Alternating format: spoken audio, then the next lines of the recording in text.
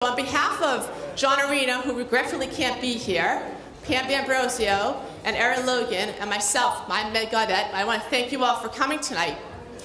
So we're here to celebrate a building, but we're also here to celebrate each other. And I've asked myself many, many times, what makes this occasion very special? So there's a few things, actually. For some of us, it might be that we're here to learn a little bit more about this unique building, the who, the when, the where, and why we have Harvey Wheeler for so long. Others, it might be a little bit more personal, about sharing their personal family legacy. And after all, I'm very proud to say that this is one of the keystones in my grandfather's career, Dick Flynn. He worked for Perkins and Wells, and he was always so proud to say that he was part of building this, along with many other people, but this was great. He loved to talk about this school. And for others, this school holds fond memories, because like most elementary schools, it's a place where we first make a home away from home. It's a place where we cultivate lifelong relationships, especially along non-family members. We have plenty of family members, we make relations with them. But then we go to school and we learn about the world around us, and we learn about what happened behind us. So we bond with professionals who have devoted themselves to helping us become contributing members of society. But then there's that last piece of us that's here because we simply like a party and we like cake. So great, I'm glad you're here. So how often do we get to celebrate centennials? Well, tonight we're here to celebrate the Harvey Wheeler Community Center, formerly known as the Harvey Wheeler Elementary School. Just stop and think for a minute of what's gone inside these walls for 100 years. The number of children who were educated, how many friendships blossomed, how many careers in education and support staff started and possibly ended here, how many apples were given to teachers, how many pieces of chalk were used, how many pigtails were tugged, how many scraped knees were out on the playground. So it was in 1885, 33 years before Harvey Wheeler was even conceived, this building was conceived, that the town of West Concord, the part of West Concord, needed a school, because prior to that, schools were little tiny pocket houses here and there. So it was time for West Concord to have a school. They put a committee together, and these gentlemen approached Mr. Ralph Warner, and Mr. Warner owned this property that we're standing on. It was 6 buildable lots that we're standing on. So Mr. Warner generously gave the town this land with the condition that it always have a school on it. So if there's a deed restriction, a copy of a deed restriction over there by the banner, if anybody's interested. It's kind of fascinating reading. So they had that school in West Concord for, I think, 50 years. But it was in, let's see, because of the Industrial Revolution, West Concord was booming. And there was a lot going on in West Concord. And I don't know how many people know that West Concord was called Westvale. It had pockets called the Junction, it had the Reformatory, and it had a place called Warnerville. And because of the Industrial Revolution, with so many businesses booming in West Concord, there was the Damon Mill, there was the Bluin Factory, there was Dover Ski Binding, there was the Pail Factory, and there was the Harness Shop in West Concord, and the Reformatory. And because that many children, they needed more school. And what they did a study, and they found out that it took a child in West Concord going to the West Concord School, the wood building. It took them 1.5 years to get the education it took a child in Concord Center to get in a year, because the classrooms were so crowded and there was so much confusion. So the call to action. So they got a new school. So what happened was, built up here on a hill, and I just want to know if anybody understands that a lot of times you'll find churches and hospitals on a hill because it avoids the flooding. The school was designed by W.H. McLean. The builder was Perkins and Wells. Other notable contractors were brick mason E.A. Comeau, Vermont Marble Company. The electrician was A.D. McCrae, Waldo Brothers, William Stevens, Kenny Brothers and Wilkins, and the Reformatory through its inmate program for occupational program from inmates. I've also heard of other familiar names, and they might have been subcontractors. You guys might have heard of people like Cap Jenny. I couldn't find anything in documents, but I understand that the McWalters also. So it's reported that the clock came from the Howard Clock Company, and the bell came from Damon Mill down in Westville. So I'm going to tell you a little bit about the building itself, the structure, because it's very subtle, and when you get a chance to come here in the daylight, you're going to see something. This is the only Spanish Revival building in Concord, in all of Concord. It's unique. The building is a one-story rectangular building, brick walls, with a square bell tower. But if you look at the subtle designs outside, you're going to see that there are diamonds in the sandstone here and there in intervals. But the interesting thing is you step back and you look at the clock tower, the pattern changes from the base of the building to the clock tower. It becomes like a checkerboard. What's really interesting that I never noticed before, if you go outside in the front, you'll see that up over the front door was on Main Street. You look on the base of the clock tower, you're going to see a carved book in sandstone representing education. And above that, what looks like an oil lamp, which is the light of knowledge. And above that, you'll see an inscription that says Harvey Wheeler, 1917 to 1918. And then above that, you see the town seal. And you keep going, you'll see the clock tower. So who was Harvey Wheeler? Harvey Wheeler was born in 1947. Sadly, he died in 1917. But he was co-founder of the Boston Harness Company and treasurer.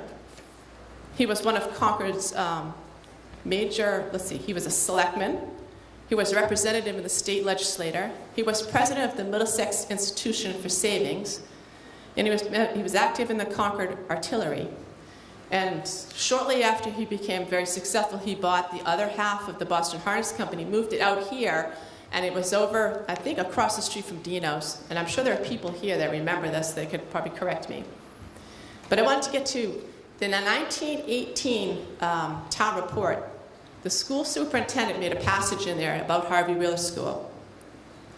And it said, if you read that when the laying of the grounds has been completed, we shall have at Concord Junction the finest schoolhouse in Concord, so far as facilities for schoolwork are concerned, the most attractive building to look upon from the outside, and one of the most economic schoolhouses so far as original cost, which was $77,000, and operation and the keep-up is concerned. The provision of overhead lighting, the extra-large windows, and an assembly hall were all important assets for modern learning. Then he had exit doors in every classroom, which was to enable every child to be able to get out of the school in case there was fire. So it was a safety thing and something that hadn't been done before. So Mr. Wheeler passed away in 1917, but his family knew how important school was to him. So the family paid for the clock tower, and in return, the town named the school after him.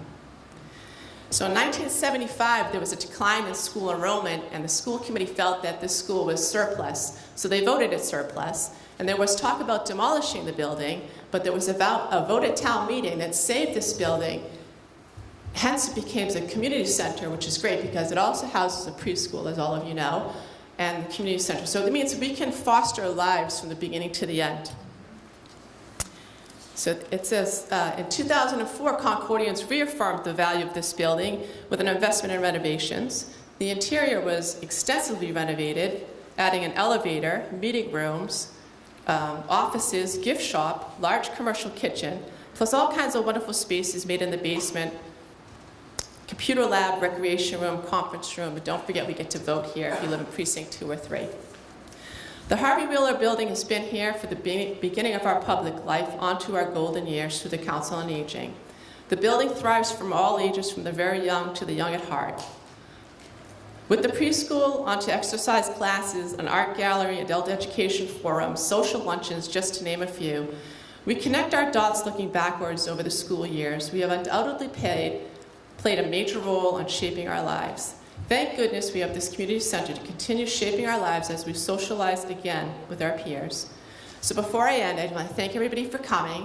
I want to let you know that there's a unique kind of guest book up there. It's basically, we got a banner. We hope you'll all sign it to commemorate today.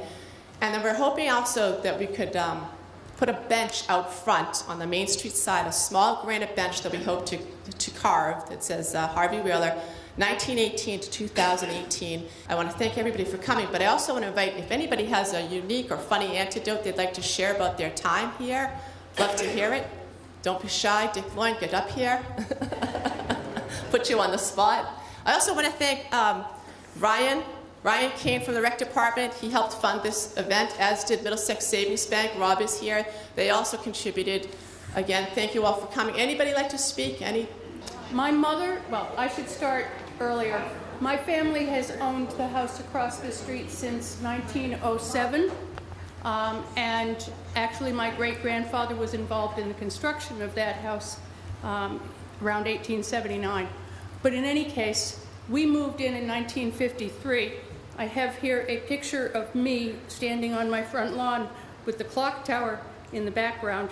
My mom gave this to me the year I was chairman of the Board of Selectmen, and it's me at 3 years old standing with a little push toy and the clock tower in the background. I came here for school. I think I went back and forth a lot between the Thoreau building and this building, but I was here for at least 2 of those years. I think it was 2nd grade and 4th grade. My daughter came to preschool here with the Children's Center when it was at that end of the building, and my grandchildren came here for after-school care. I guess that makes it a lifetime connection. So as I said, my mom was on the committee in 1975 that explored alternate uses for the building. I'm glad she saved it. And I was on the committee in 2004 that saved it again. So thank you for all coming. I think it's a treasure for the town. I'm so proud of everything they have done with it. Thank you.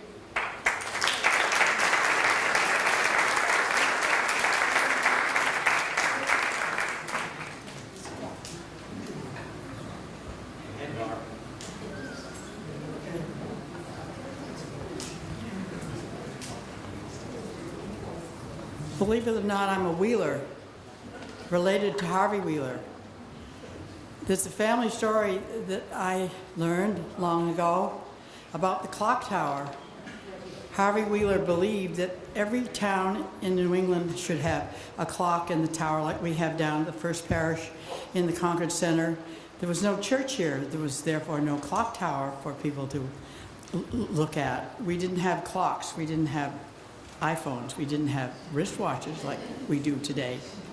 So he decided that he was going to add the clock to this Harvey Wheeler Center that was being built. And he financed the tower and the clock from the Waltham clock people. So I just thought I'd put that little piece of history in place. Thank you. So again, thank you everybody for coming and celebrating this wonderful event. Maybe we'll see you next time.